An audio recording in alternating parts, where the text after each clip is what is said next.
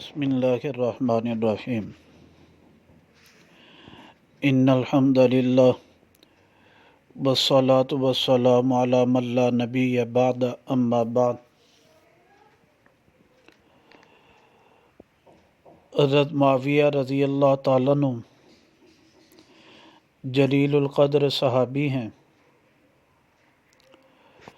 ان کے والد محترم سیدنا ابو سفیان رضی اللہ تعالیٰ عنہ وہ بھی صحابی رسول تھے۔ ان کی والدہ محترمہ ان کا نام حضرت ہند بنت عتبہ رضی اللہ تعالیٰ عنہ تھا۔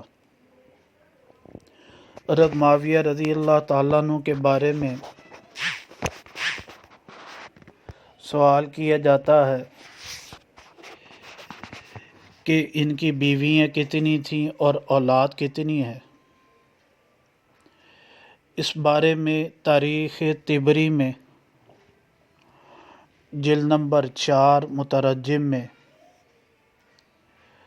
صفحہ نمبر 108 پر لکھا ہے کہ حضرت معاویہ رضی اللہ تعالیٰ عنہ کی 4 بیویاں تھیں۔ ایک بیوی جس کا نام میسون بنت محدل تھا،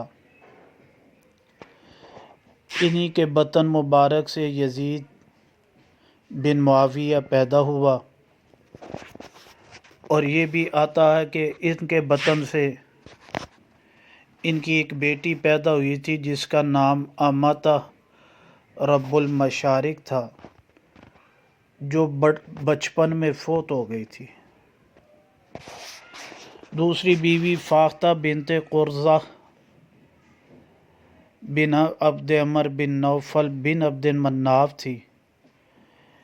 ان سے حضرت معاویہ رضی اللہ تعالیٰ عنہ کے 2 بیٹے پیدا ہوئے، عبداللہ اور عبد الرحمن۔ عبد الرحمن کے نام سے حضرت معاویہ رضی اللہ تعالیٰ عنہ کی کنیت بھی مشہور ہے۔ عبداللہ کہتے ہیں ایک عقل کے اعتبار سے ان میں ضعف تھا، اور یہ بھی عبد الرحمن جو تھا فرمایا یہ بچپن میں ہی فوت ہو گئے تھے۔ تیسری بیوی ان کی حضرت نائلہ عمارہ کلبیہ تھیں۔ ان سے حضرت معاویہ رضی اللہ تعالیٰ عنہ نے عقد کیا، اور یہ میسون بنت محدل کے چچا کی بیٹی بھی تھیں۔ ان سے نکاح کیا، بہت خوبصورت تھی۔ انہوں نے آ کے کہا کہ ہے تو بہت خوبصورت، اپنی بیوی کو بھیجا کہ جا کے دیکھو، لیکن ساتھ جو تھا فرمایا کہ اس کی ناف کے نیچے ایک تل ہے، اس میں ایک نشانی ہے کہ اس کے شوہر کا سر ضرور اس کی گود میں رکھا جائے گا۔ مراد یہ تھا کہ اسے قتل کر دیا جائے گا۔ حضرت معاویہ رضی اللہ تعالیٰ عنہ نے انہیں طلاق دے دی۔